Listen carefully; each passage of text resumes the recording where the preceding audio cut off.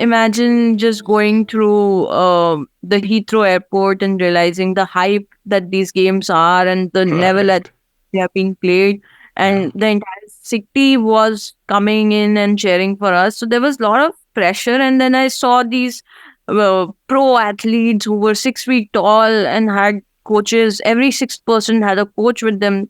So it was truly overwhelming, and then I lost. So I was like, this is not what I imagined it to be, and this is not a place where I'm getting medals or doing something great in my life.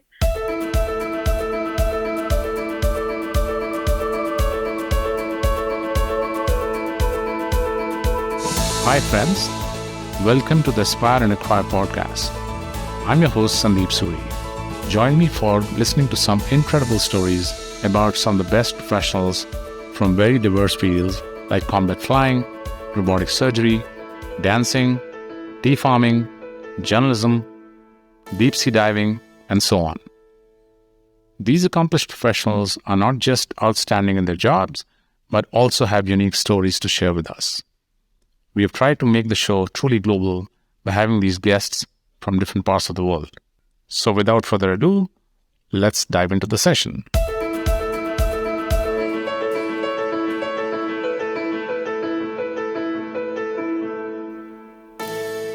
Welcome to Aspire and Acquire, the show where we dive deep into the stories and experiences of remarkable individuals who have defied the odds and pushed their limits to achieve greatness. Today, we have a truly inspiring guest with us who is not just an athlete, but a living testament to the power of determination, resilience, and the human spirit. She has faced challenges that most of us can't even fathom, yet she has risen above them all to become a shining example of what's possible when you refuse to give up. Today, we have the privilege of sitting down with transplant athlete Ankita Shrivastava, someone who has not only conquered the obstacles of competitive sports at the World Transplant Games, a platform created by the Olympics Association, but has done extremely well in the startup as well as the academic world. Ankita is currently pursuing her full-time MBA from the Wharton Business School, a world record holder, international athlete, liver donor, entrepreneur, TEDx speaker, and the youngest to enter the 40 under 40 animation, VFX, gaming, and comics industry in India.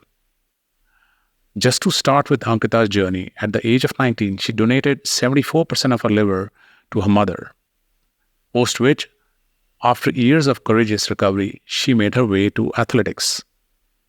As an international athlete, she had won 2 golds and 1 silver for India at the World Transplant Games organized by the Olympics Association in 2019 at Newcastle, UK. Other than sports, Ankita has been a successful serial entrepreneur for the past 9 years in the IP, media, and entertainment fields. Ankita, with her business partners, have built 8 brands, preschool animation characters, including Purple Turtle, recognized across 25 countries with 350 plus books, 14 preschools, and TV show on Discovery Kids. She's the brand ambassador to multiple government organizations. She is a TEDx speaker, honorary member of Young Indians and Indian Women Network by Confederation of Indian Industry. She has been awarded Excellence in Sports Award by the Chief Minister of Madhya Pradesh, amongst many others. She is a motivational speaker and a startup mentor.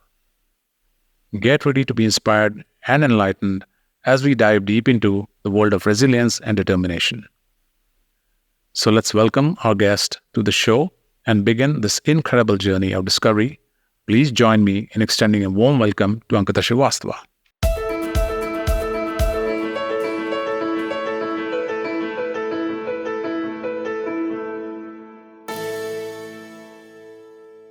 Hi, Ankita. At the outset, I would like to welcome you to Aspire and Acquire. Pleasure. Oh, pleasure is mine. You have a very inspiring journey on all counts, from your personal to professional sphere. And it's truly fascinating. It all started, and right till the time you started your journey as a startup founder, and then of course to the Wharton School. Yes, so I think it's a culmination of a lot of things. It's a lot of destiny, a lot of effort, and a lot of well wishes of everybody who's been close to me.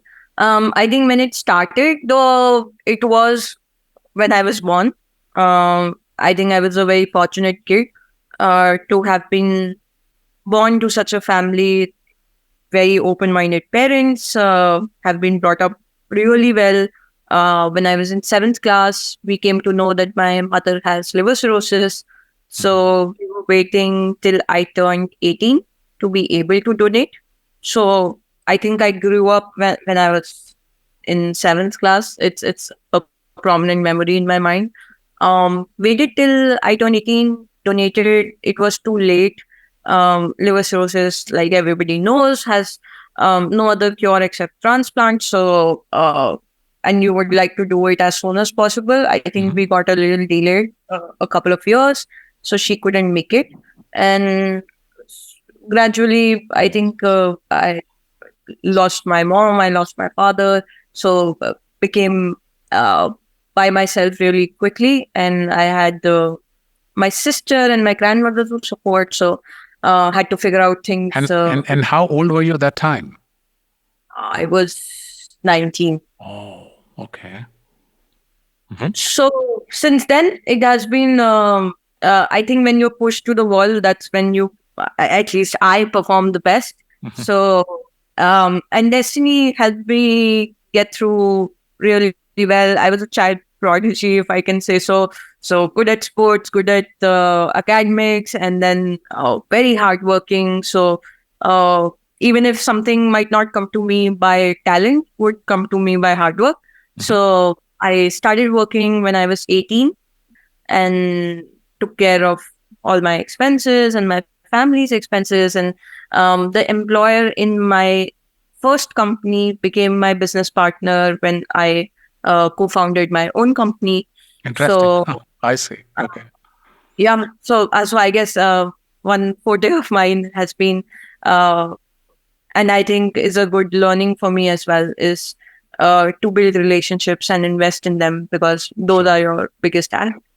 So yeah, yes, and ran a successful business for good, I think, a decade now, and decided wanted to scale stuff up and go to the next level. So thought an Ivy League brand would be good for the resume.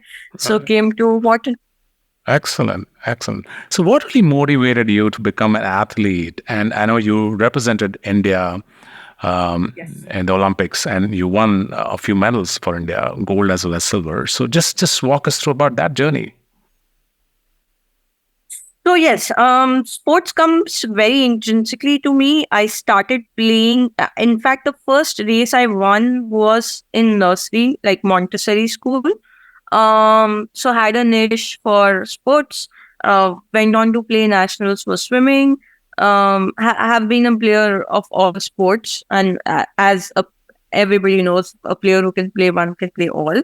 Of course, when transplant happened, that's when I decided that I will give up sports, because it's a very intensive journey, and there are so many side effects that you don't want to go back and scare something that is already thrown into parts. So, but in 2014, my transplant happened. In 2017, the opportunity came by, that there were the Indian transplant games that were happening. So I decided to go for trials and see if I can make it, and had a sports background for far too long, right? So, and it was 3 years to my recovery. So I felt pretty safe. That's when, but just getting selected for the Indian team is not a paradigm of how well you can actually perform at the world level. Yeah. So I realized that going to the games needs another level of effort. So I think 2 years is what it took me. In 2019, I represented India at the World Transplant Games by the Olympics Association in Newcastle, in UK.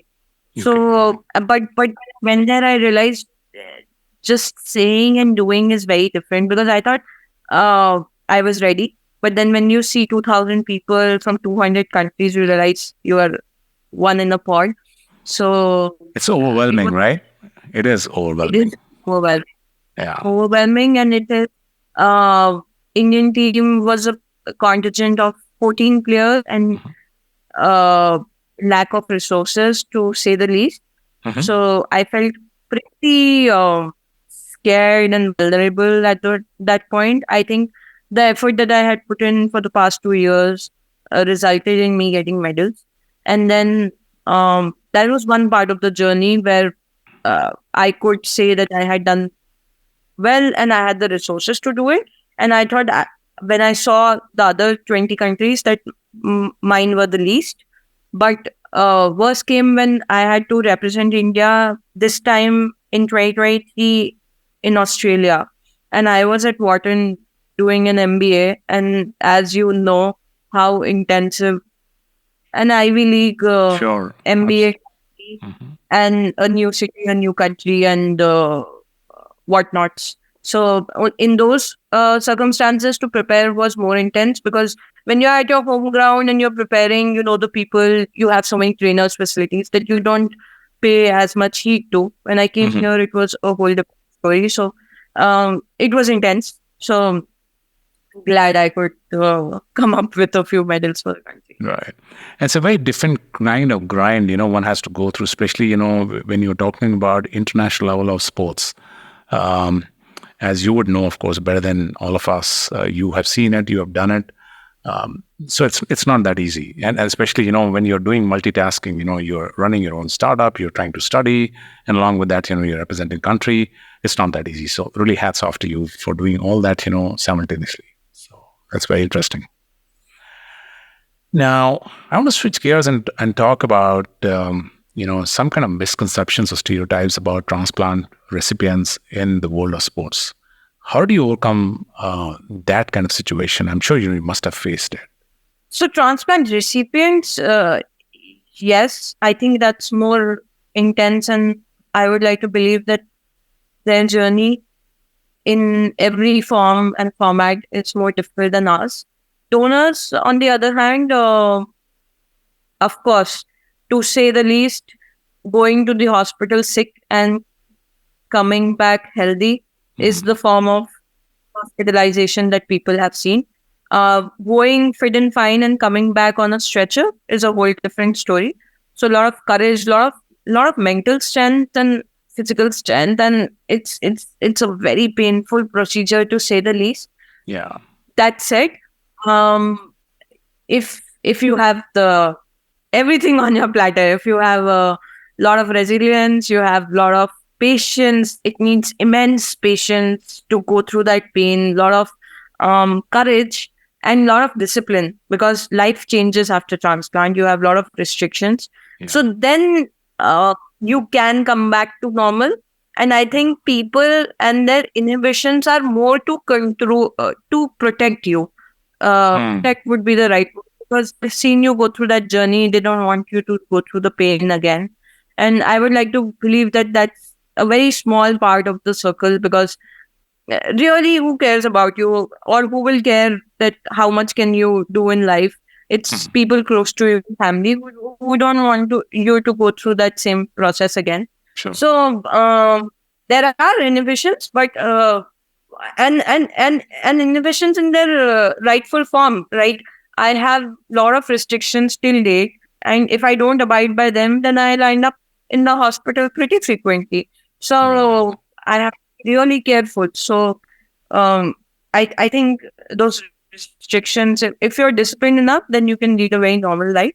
And for recipient, I've seen recipients doing really well, but it's a very different life. I was very surprised. Like this time, the contingent that went had Mhm. 22 people, Oh. and I really like to salute how the recipients lead their life. It's such a normal part of their life that they can't eat till a certain time. They have like 10 medicines in the morning, 10 in the afternoon, 10 in the evening. So they're always carrying loads of medicines, medications, and oximeters, and it's become a part of their life. Like I know a guy who's gone through a heart transplant.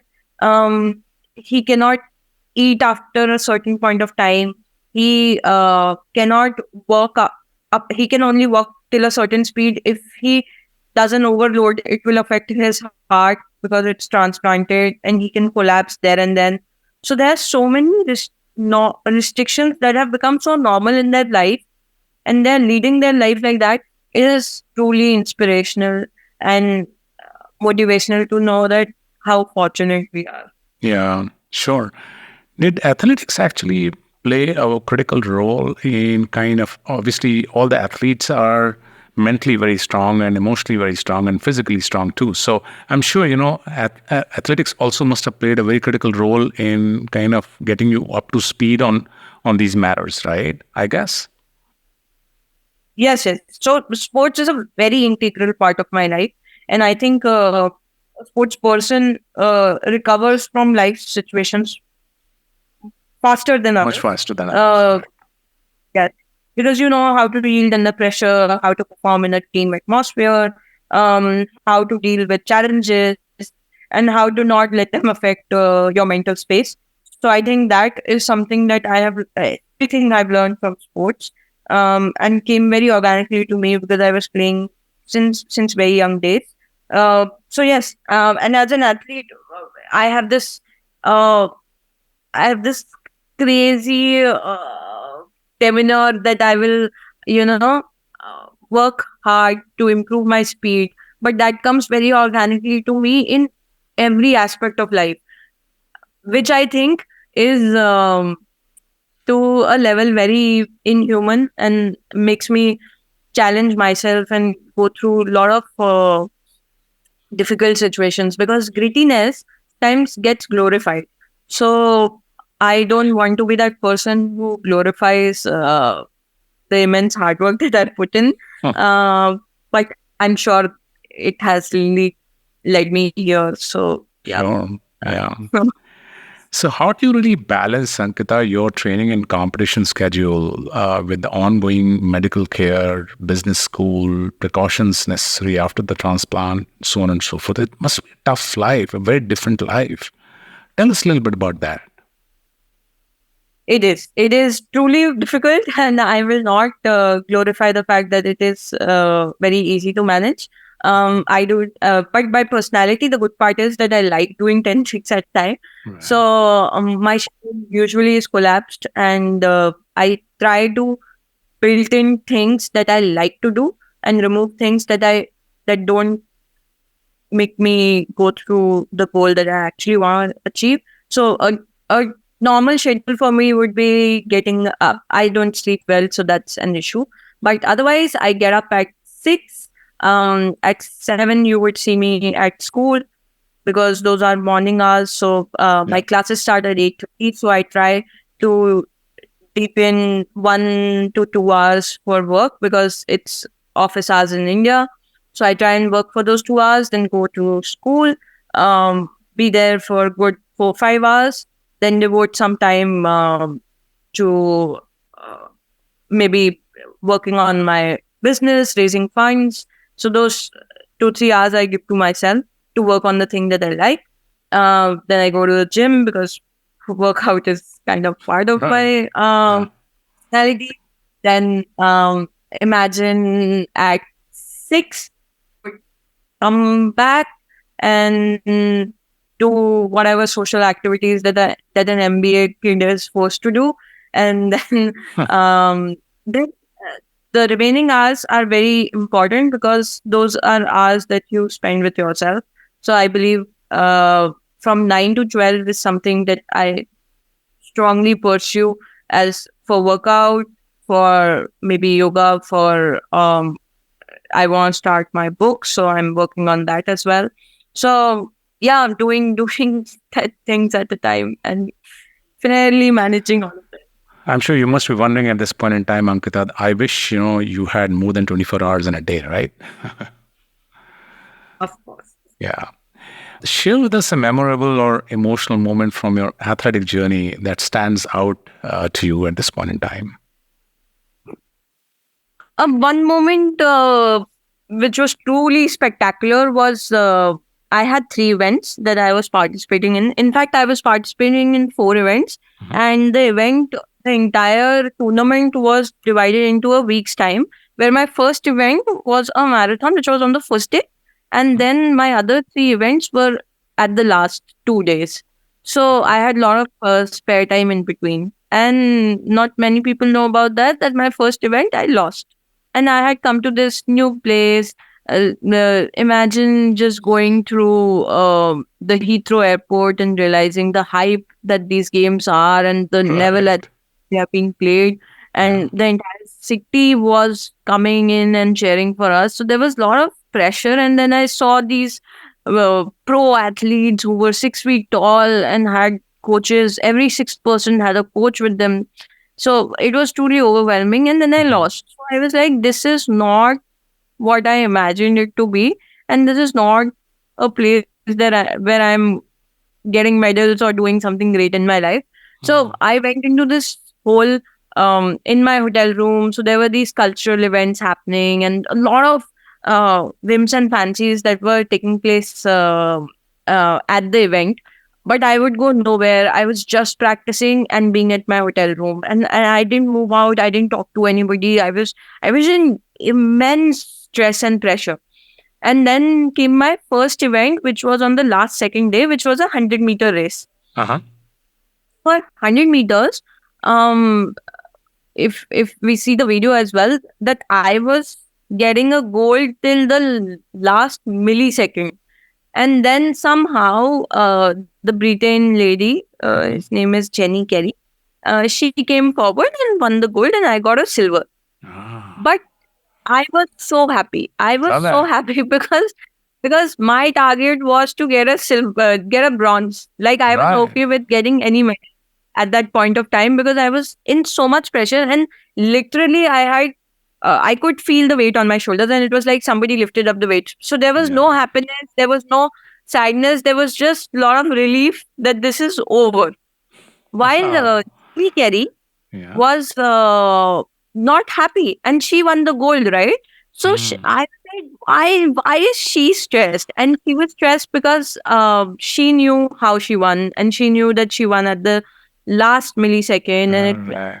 it, it was it was and 100 meters are such, right? It Right. Right. happens at the last second. It's a So short sprint. so Yeah. that So. said, next day we had our long jump, and Mhm. then and that's when I realized the game that your mental space plays in the entire journey. Because Sure. I was happy and Yeah. in You. my space. I had won a silver, and I was That gladly that satisfied. silver was equivalent to a gold, I guess. In your mind. Yeah. Yeah, in my mind, in my mind, Absolutely. I had won the world. Correct. Correct. So I was happy, but this lady was fairly stressed, and Mhm. she didn't take the pressure well. It's all about taking the pressure, also, right? True. True. True. So she, so for long jump, what happens is it is 30. It is divided into six jumps. Your three are qualifiers and three are finals. My first qualifier was a world record. Ah. So because that was me not under pressure and Right. performing at my optimum, Very natural and game. that, yes, very natural game, and that stressed out Jenny Kerry, and Mhm. she left the field for say 5 minutes or so, and there was a lot of media coverage about it, about Ah. leaving the field Seriously. and that. Okay. Yeah. So I realized that how much your mental space, and then she did play, but that day she got a silver and I got a gold. Wow. So Congratulations. Wow. I just love the story. Yeah. Okay. yeah, and it's a wonderful learning for me as well. That Yeah. as much as you can work hard and you can have the talent and the skill, it is all being played in the mind before Couldn't it agree gets. more. Couldn't agree more. Yeah. Yeah. Okay. I have to talk to you about your business. So, what inspired you to start your own business and what was the initial idea or concept? So I always wanted to be an entrepreneur. That was something that came very naturally to me. I'm a very people's person. I like to be around people, talk to them, understand their issues, problems, solve them, help them. That is my intrinsic personality. That is what I stand for. So my father was a civil engineer, and he used to run his own business. But I and saw how business is being run throughout my childhood. but knew that I didn't want to do anything in the civil space. Wanted to be in media and entertainment, and as destiny would unfold, when I lost them, I got an opportunity at the same time to uh, become an editor in a printing and publishing company.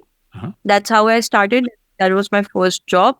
Right. When I went there, it was pretty unique. Like for a place like Bhopal, they Mhm. were Disney approved printers. They were doing security checkbook printing and all of that, which is pretty traditional printing. But Yeah. were also moved towards publishing as in the preschool space. Right. So that is the time we decided that we should take license of other IPs because that will give us a lot of exposure and learning curve as well. So took the license for Disney, Mattel, Marvel, Mhm. understood how the licensing space works, started attending trade shows. So New York Toy Fair, London Book Fair, Frank Fair, or TV programs like Kids Screen in Miami or the MIPCOM Junior that happens in Cannes. So started attending these events, started learning how the space works. And then one fine day we had just thought that why have we Do it for promoting somebody. other brands? We Right. were doing everything. We were designing, printing, publishing, marketing books for other brands. So we Right. said, okay, they are famous. We are not famous, but in the same catalog, let's put our brand and see how the market responses. If it works, it works. If it doesn't, then Mhm. it's just one page in the Correct. catalog. So started pitching at those trade shows, sold the first license in US, started selling it in Middle East, Russia, China, US, then saw the publishing space going down because people were not reading enough books. Right. Decided we wanted to get into entertainment. How do you get into entertainment? Animation is pretty expensive. You can do videos on YouTube, but to create a TV show is a lot of millions of dollars are Sure. being spent Yeah. on the TV show. So went to all these trade shows to meet co-producers. Multiple times got rejections, and finally, after I think why Pierre Sisman, who runs Cyber Group Studios in France and is the ex-president of Disney Europe, came on board. I think the only logic I give myself is because of my persistence. Me and my partner, of course, and Mhm. we were so persistent. He was like, they will do something. These guys just don't give up. They will Right. come up with something. So he came in as a co-producer. We got post-production done from a company called Telegale in Ireland. Got scripts and music done from LA.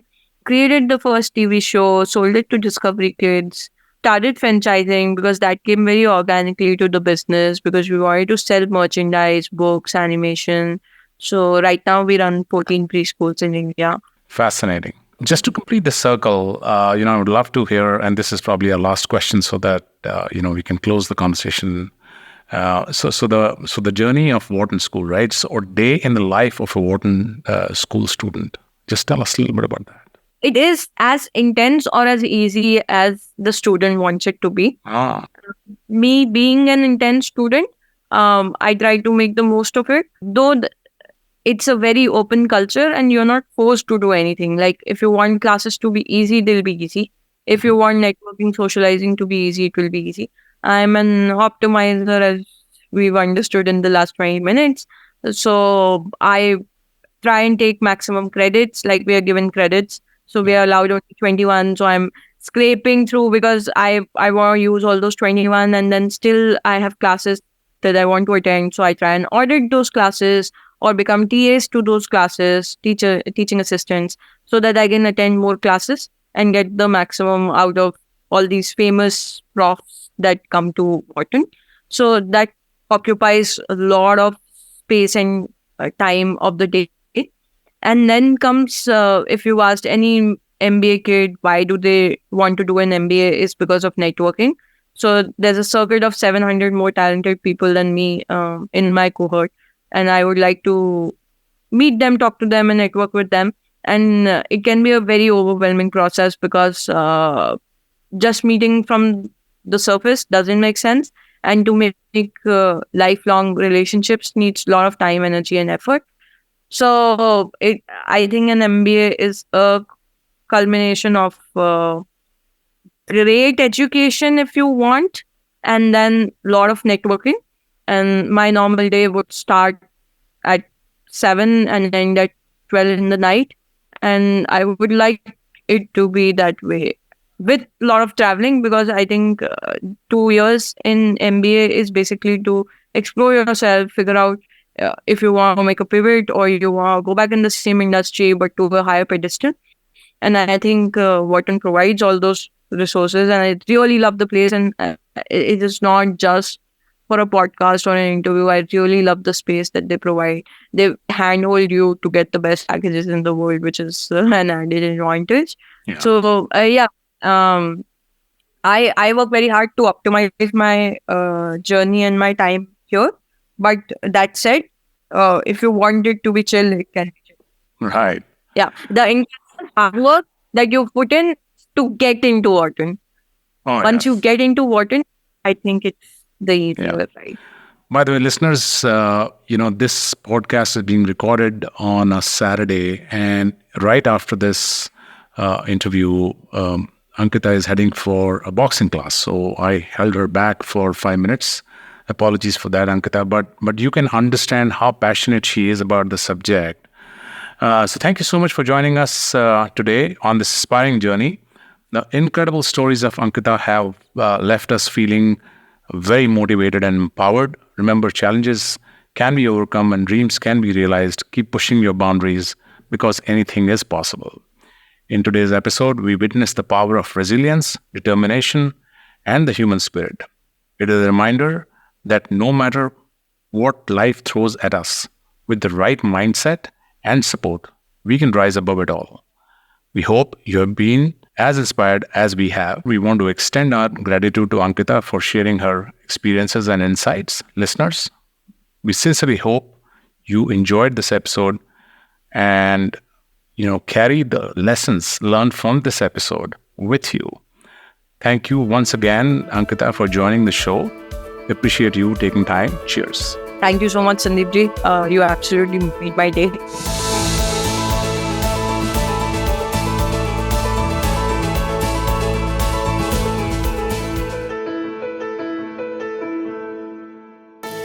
Hello, friends. In our bonus pick section this time, we introduce you to this awesome tool that zaps away any crummy background from your pics. And guess what? It won't cost you a dime. Just toss your image into the box and watch the magic happen. The website URL is remove.bg, and we sincerely hope you enjoy the recommendation.